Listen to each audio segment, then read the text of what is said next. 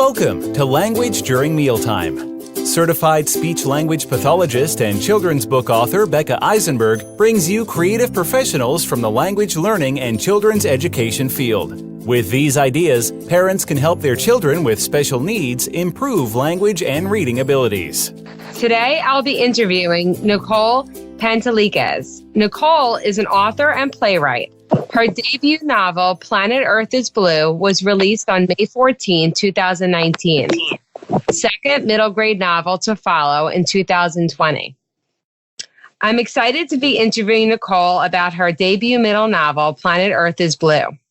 Here's a short synopsis. It's January 1986, and Nova is eagerly awaiting the launch of the Space Shuttle Challenger. It's the first time a teacher is going into space, and kids across America will watch the event on live TV in their classrooms.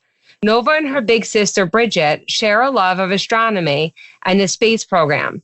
They plan to watch the launch together, but Bridget has disappeared, and Nova is in a new foster home. While foster families and teachers dismiss Nova as being severely autistic and nonverbal, Bridget understands how intelligent and special Nova is. As the liftoff draws closer, Nova's new foster family and teachers begin to see her potential. And for the first time, she's making friends without Bridget. But every day, she's counting down to the launch and to the moment when she'll see Bridget again. To learn more about Nicole, visit her website at nicolepanteleakos.com.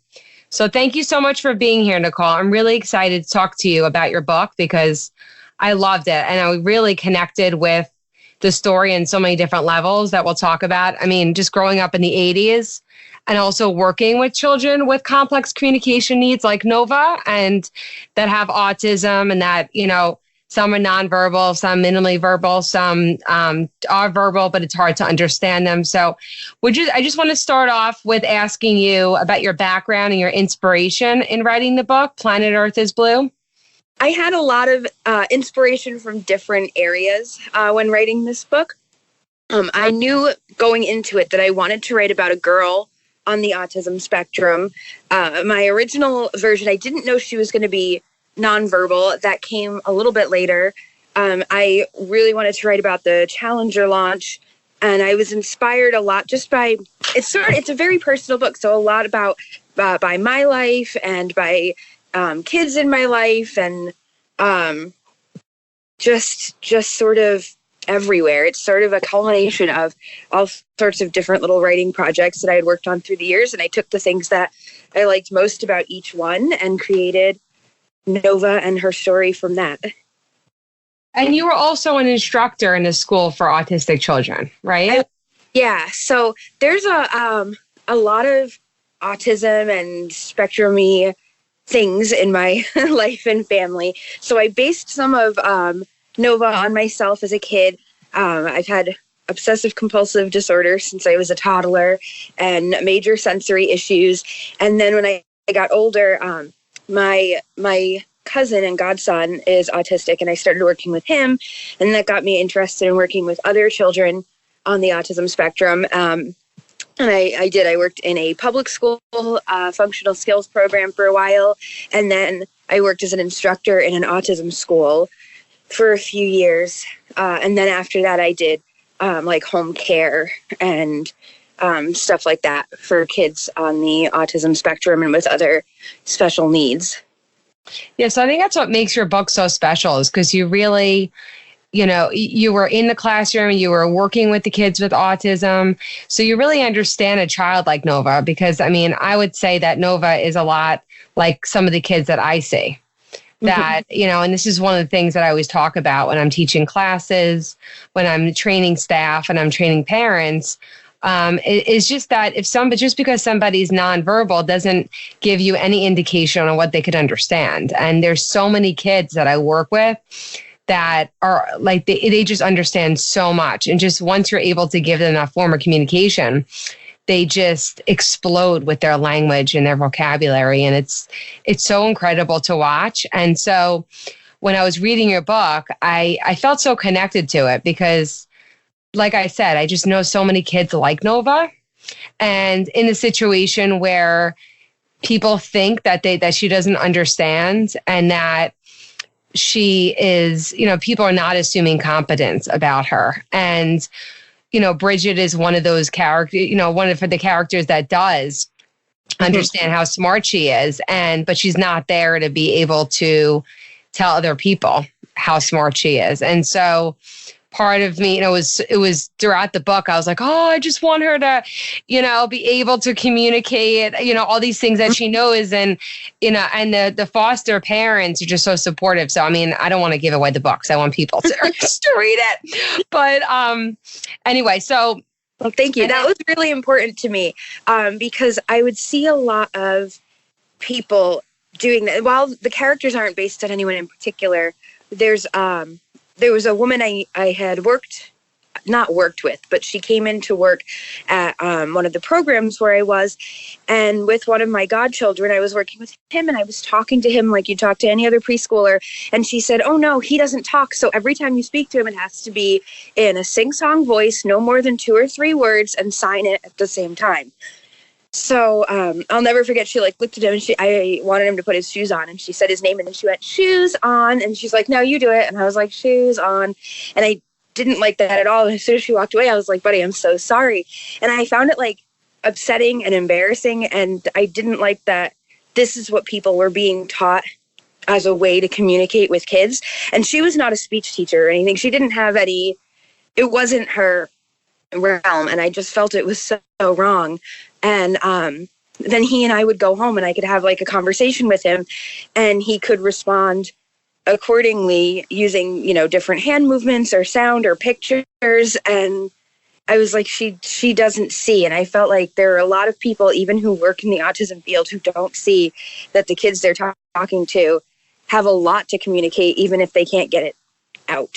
And then later, my grandmother had vascular dementia and she started losing all of her speech. So I created a PECS book type of thing for her.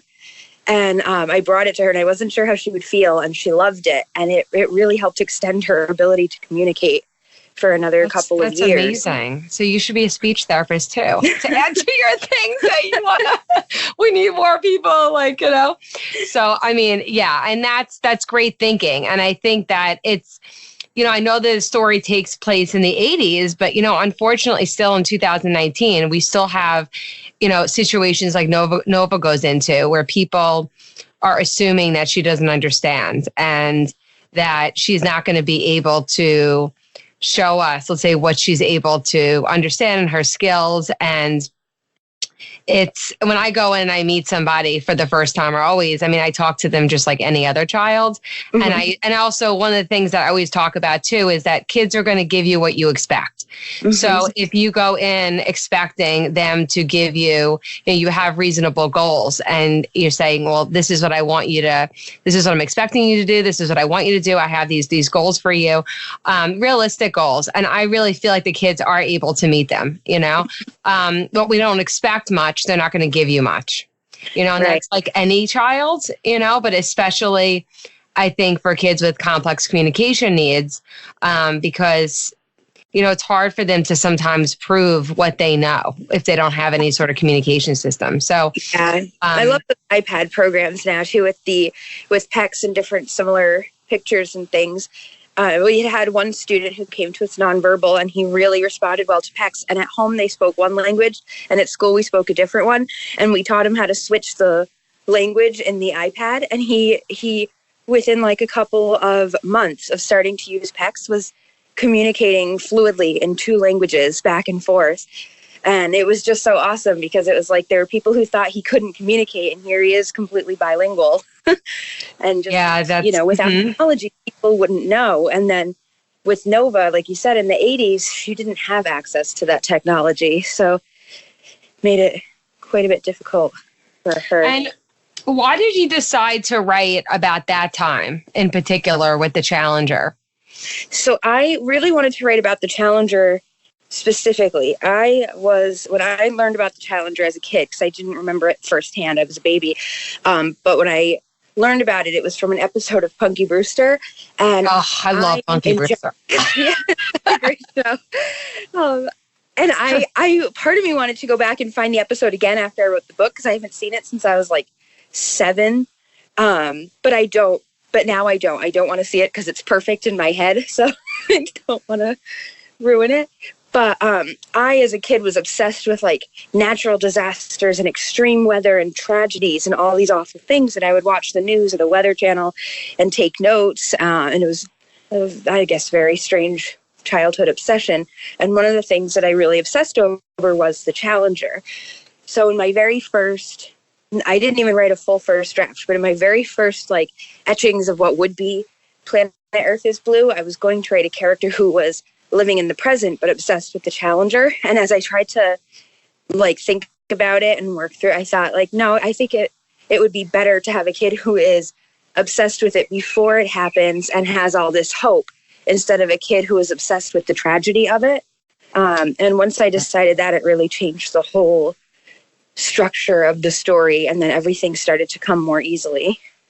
I love that though, because there was, I was, when the Challenger, when that whole thing happened, I was in elementary school. So I really, and I guess I was about the same age as Nova. And so I really connected with the story because I just remember, just everyone talking about the teacher, that's the first teacher in space. And so, kind of going through the story, I really understood, the excitement. And that's really what it was like. And then the devastation afterwards. See, just here, I didn't see it because I don't think we watched in school, but I heard about it just as soon as I got out of school. So it was just really, really interesting. And I think what I also like about your book so much is that it really, I think it connects well with the time and with the situation that she was in, as far as like her special ed classroom, being tested a lot. And I also liked how you talked about her sensory issues as well. And I just think it was very accurate. I really liked it. I liked it a lot. I just thought it was great. And one of the things I wanted you to talk about was the letters, because I feel like there was different ways to interpret it, and I wanted to just hear from you what what the intentions of the letters were, if they were written or if they were in Nova's head. I was curious. The way I picture her, like say we were to watch it in a movie, I would picture her sitting down and physically trying to write the letters. She has some hand-eye coordination issues, and she hasn't really worked that much on forming letters, and she really struggles. So that's why when Francine looks at it, she starts to see things that look like letters and look like words. So my thought is that with a lot of, help and some occupational therapy, in an ideal world, they would keep working with Nova on that, and she would end up being able to write down her thoughts so that they could be read more easily by other people. But the way I see it is she does sit down and write every letter with crayon on paper in her little notebook, except for, no spoilers, but except for the very last, or the second to last letter. Which there's one letter where she says, "I'm writing this in my head." So that's the only one that she doesn't sit down and actually write. And I wanted to do the letters because I wanted to show the world both through Nova's eyes and from outside her, so that the reader could see both what was going on in her head and how she viewed situations and how she viewed the Challenger specifically, and could see how other people, or how it was from like a further outside perspective, I suppose. So yeah. Mm-hmm. It did give a lot of perspective, because I think the letters showed us how cognitively intact Nova was, and how she was able to express her feelings. And then the other perspectives were from just all different people that were really interesting. So I guess the way that I interpreted the letters was that Nova was like writing it down in her notebook, but I guess other people weren't able to see that, the legibility, but her intention was those letters, right? Is that right? How? Yeah, that's what I thought. But I really, what was interesting about it is that you could think about it in a lot of different ways. Yes, yeah. And in school, she does, one of the letters she does, she writes in school, and her teacher says, okay, like put away your scribbles when it's time to be done, because to them, looking quickly, it just looks like a kid scribbling on paper with crayon. And it takes Francine to really look at them to see that there's more there. So it's kind of don't know, almost a metaphorical thing too, because it takes somebody to like really see Nova to see what's there. Whereas those looking just on the surface do not. Yeah, there was so many interesting things. I almost think your book, what's great is like not to just read it once. Like I almost feel like I want to go back and read it another time because I think that there are other things that I could pick out in the book that I may not have, let's say, like concentrated on enough the first time. There's just so many different things about it that I don't know. I just think it's such an important book. And I think that, not only should it be read, I think in a classroom, with typical kids, but I think, special educators, parents, I really appreciate the story because I think it just has so many great lessons. And that was one of the things that I wanted, I guess you to talk about a little bit more is what do you want readers to take from reading your book? I think what people take from a book differs from reader to reader. Ultimately, I want all readers to take a sense of hope because the overall idea of Planet Earth is Blue is there's all this hope leading up to an event. And then, of course, the Challenger disaster happens, and then there needs to be recovery after. And there's grief after and trauma. And, of course, there are other things in Nova's life that have trauma. And I wanted it to really show that, you can't fix everything. I think that's hard for kids and even for adults. Sometimes things go wrong and you can't fix them. And it used to make me really upset when I was younger, although I guess it still would if people still did this. But if I was upset about something and the person I told I just wanted to like vent or express myself, and they would immediately start saying, well, you need to do this and you need to do that to fix it. But sometimes you can't fix things. Nova has to learn, she can't fix the fact that the Challenger explodes, but she can control how she goes forward from there. And she can still have hope that people will go into space again and vacation in space, and there will be a first teacher in space. So that's the big overall lesson that I want people to get, or not lesson, but message that I want to get from it. And then there's smaller ones too. I really want kids who are on the autism spectrum to read it and see a character who is autistic like them and isn't a stereotype. I feel like there's a lot more now written about autistic characters and on TV, but so many of the characters seem to follow one sort of formulaic there's a lot of very wooden personality and doesn't love and isn't affectionate and has no imagination, and that's so pervasive. And while there are some people who maybe that's autism for them, there are so many more people who are autistic and have so much creativity and are very affectionate and do show a lot of emotion and maybe have a hard time interpreting others' emotions, but that doesn't mean that they don't empathize. So I really wanted to show autistic kids that there was a kid like them.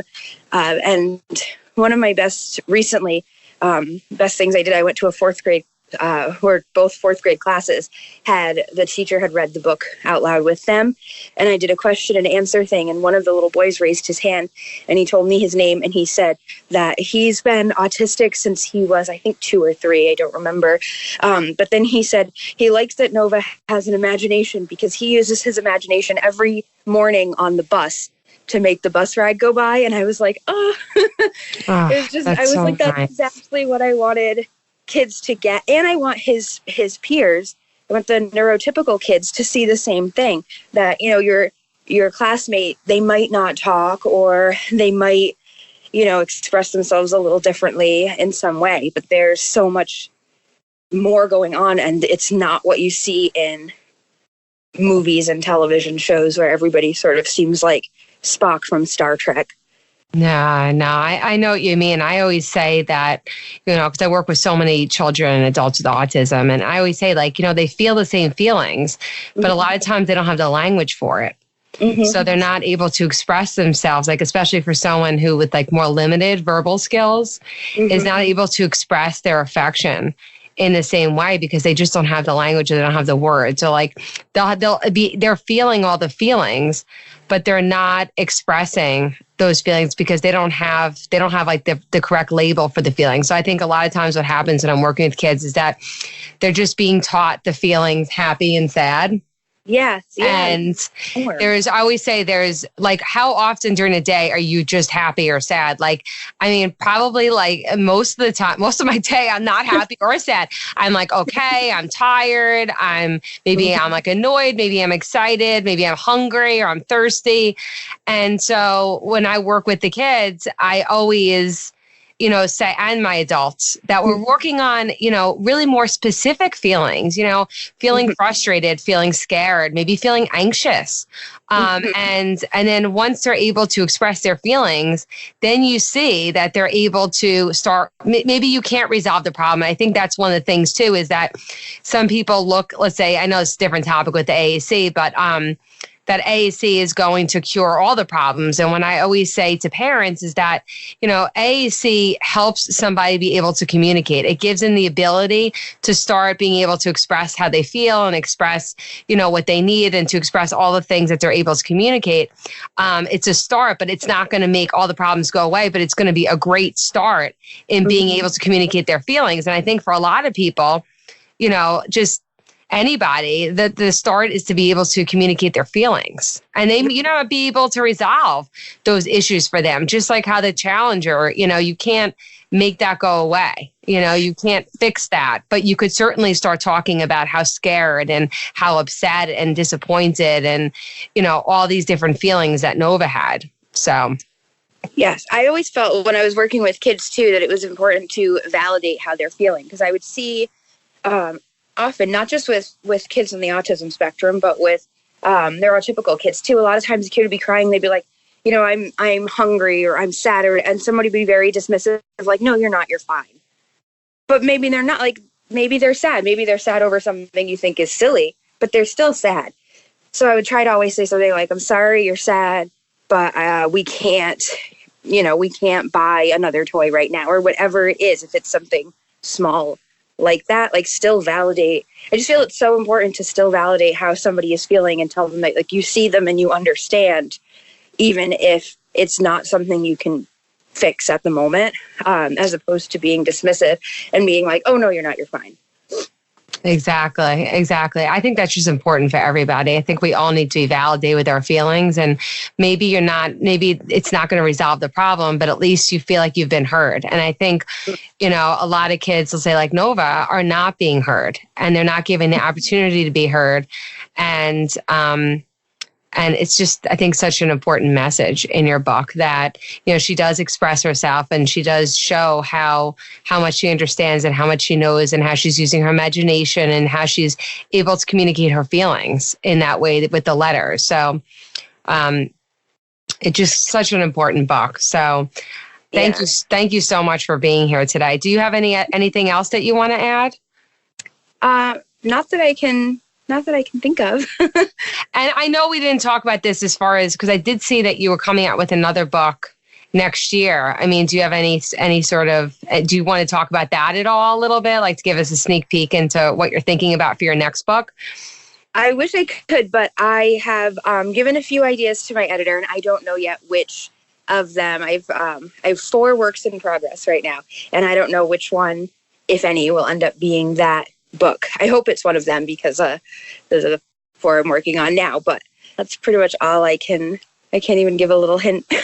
Well, I'm excited to see any of your work coming up in the future, because I really, some of those books that you read and you feel that you like know the character, and you could picture the character, you could picture the story, and that's how I feel about your book. So thank you. The second I got an email about it, I was like, I need that book, like right now. So to talk to you, I think made it even more special, because, when you're reading the book, I always love to be able to talk to the author and see where their thought process was in creating the story and everything. So I really appreciate you coming on and talking about it.